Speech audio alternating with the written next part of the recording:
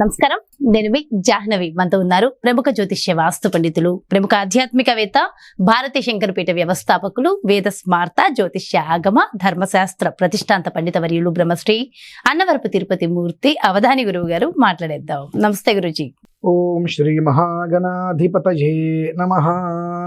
గురువు గారు, ఇందాక మనం జనరల్ మాట్లాడుకున్న మాటల్లో అనుకోకుండా మీరు ఒక 2 వస్తువుల గురించి చెప్పి, నాకు అంటే పర్సనల్గా మనకి ఇన్ఫర్మేషన్ ఇస్తున్న క్రమంలో 2 వస్తువుల గురించి చెప్పారు. అందులో ఇప్పుడైతే ఒక వస్తువు గురించి డీటెయిల్గా అడుగుతాను. అదేంటంటే ప్రతి ఒక్కరికి అవసరమైన విషయము.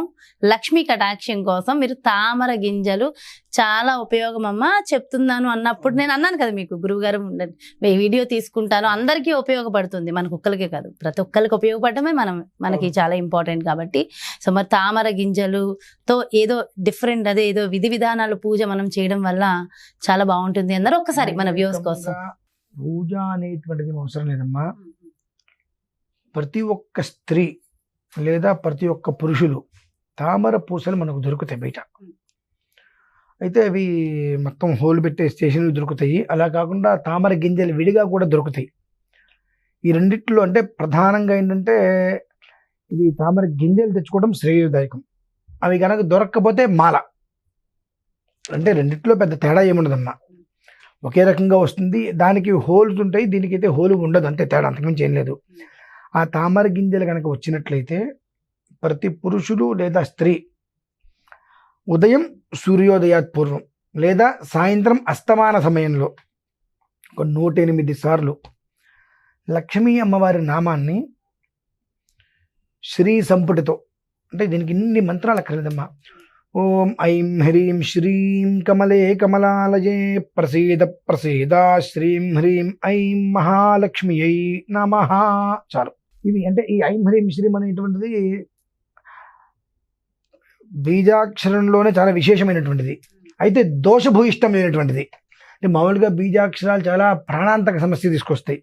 కాకపోతే ఇవన్నీ కూడా శ్రీ బీజయుక్తం కాబట్టి కేవలం ఒక రకమైనటువంటి వైబ్రేషన్ని మాత్రమే ఇచ్చి శక్తిని నింపుతుంది మినహాయిస్తే ఇబ్బంది అనేటువంటిది మనిషిని పెట్టదు. ఇక నవాక్షరి కావచ్చు, ఇంకో కొన్ని బీజాక్షరాలు ఉంటాయి, అవన్నీ కూడా చాలా ఇబ్బందికి ఏదో ఒక రకంగా పెడుతూనే ఉంటాయి మనల్ని సరిగ్గా చేయకపోతే. ఇదేంటంటే ఓం ఐం హ్రీం శ్రీం కమలే కమలాలయే ప్రసీద ప్రసీద శ్రీం హ్రీం ఐం మహాలక్ష్మియై నమః 108 సార్లు. ఇంట్లో ప్రతి ఇంట్లోనూ కూడా లక్ష్మీ అమ్మవారి యొక్క విగ్రహాలు ఉంటూనే ఉంటాయి. ఆ వెండిదో పంచలోహాలతో ఉంటుంది.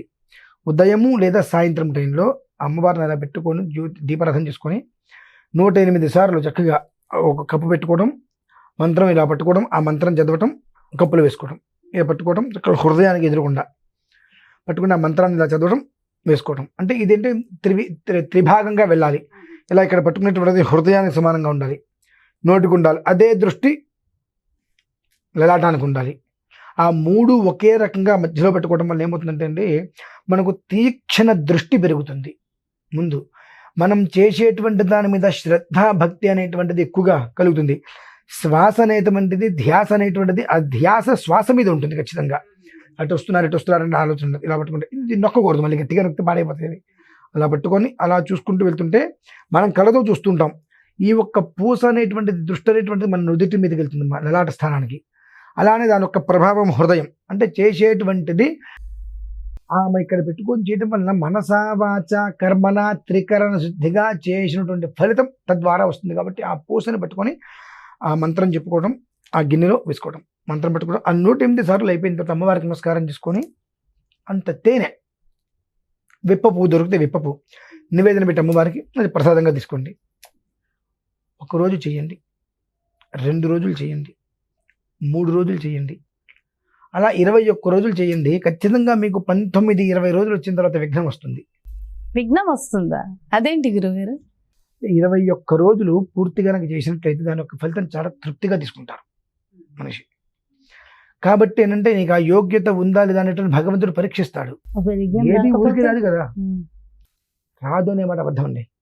ఏది ఊరికి రాదు మా కష్టపడకుండా. నేను చేస్తున్నా కదండి రోజు అంటే ఆ కష్టం సరిపోదు. 20 రోజులు అవ్వగానే ఏదో ఒక కారణం చేత ఆ ఒక్కరోజు నీకు మిస్ చేస్తాడు భగవంతుడు. మళ్ళీ మొదలు పెట్టాల్సిందే. మళ్ళీ 19 రోజులకు 20 రోజులకో అయితే 21 రోజు ఉదయమైన ఇక అది విఘ్నం తీసుకుని వస్తాడు సాయంత్రమైన మళ్ళీ మొదలు పెట్టాల్సింది. అలా 21 రోజు ఏ విఘ్నము లేకుండా పూర్తి చేయగలిగిన రోజు నాడు అమ్మవారి వచ్చి ఇంట్లో కూర్చుంటుందన్న. అందులో ఎలాంటి సందేహము లేదు. ఆ తామర గింజకి అంత విశేషమైన ఫలితం ఉంది. అందుకని మనం చండీ హోమాలు కానీ శ్రీసూక్త హోమాలు కానీ చేసేటప్పుడు ఆ తామర పుష్పాన్ని తేనెలో ముంచి విప్ప పువ్వు పెట్టి హోమం చేస్తూ ఉంటాం. అది దొరకని పక్షం విప్ప పువ్వు తేనె హోమం చేస్తూ ఉంటాం. అందుకనే తామర గింజలతో అమ్మవారికి ఆ మంత్రాన్ని నామం జపించి 108 సార్లు అయిపోయిన తర్వాత తేనె మొదటి రోజు మాత్రం కొబ్బరికాయ కొట్టాలి. తర్వాత మళ్ళీ కొబ్బరికాయ కొట్టాలనేటువంటి నెసిటీ లేదు. ఎందువల్లంటే కొబ్బరికాయ కొడితే ఆ రోజు మనం తినలేం. ఆ ప్రసాదాన్ని మనం ఏం చేస్తాం, కొబ్బరి కూర చేసుకొని వేడి చేసి పచ్చడి చేసుకుని నానా రకాలుగా చేస్తాం. కాబట్టి మొదటి రోజు కొబ్బరికాయ కొట్టేసి చిన్నగా ముక్కలు ఆ 2-3 ప్రసాదంగా తీసుకుని రెండో రోజు నుంచి తేనె విప్పపు చిన్న ప్లేట్లో పెట్టేసేయండి, నివేదన పెట్టేసింది, అది ప్రసాదంగా స్వీకరించేసింది, సరిపోతుంది అక్కడికి. 21 రోజులు ఎప్పుడైతే ఎలాంటి విఘ్నము లేకుండా పూర్తి చేయగలిగావో ఆ రోజు నుంచి అమ్మవారి ఇంట్లో వచ్చి కూర్చుంటుందండి. అంత విశేషమైనది తామర గింజ. బయట దొరుకుతూ ఉంటాయి తామర పూసలు మాల. ఆ తామర పూసల మాల కన్నా తామర గింజలు అంటే దాని గురించి ఎందుకు చెప్తానంటే అమ్మా, నేను లాస్ట్ టైము యానం అనేటువంటిది ప్రదేశానికి వెళ్ళి 5 రోజులు రుద్రాక్ష కార్యక్రమం చేశా. కర్మ ప్రార్థం ఏంటంటే అన్ని తామర గింజలు దొరికాయి, నాకు పోయినాయి. ఎలా పోయాయి? ఆ తామర పూలు కోసుకొని వస్తే అందులోంచి గింజలు తీసాం బయటికి, అంతంత గింజలు చక్కగా వచ్చినాయి.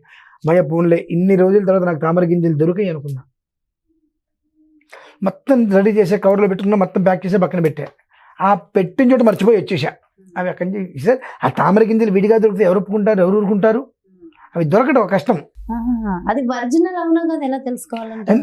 పూసలు అంచు నేను తీశారమ్మా. అది మీరు జనరల్ గా మా లాంటి వాళ్ళు తెలిసిపోతాయి. అవి నీళ్ళలో పడేస్తే 5 నిమిషాలకి మెత్తబడిపోతాయి. దాని తత్వం అంతే. అందుకని తామర గింజ నీటికి తగలద్దు అంటారు. నెయ్యి తగిలిచ్చి ఉండగా నీరు తగిలించవద్దు. నీళ్ళలో పడేస్తే 5 నిమిషాలకి మెత్తబడిపోతాయి అవి.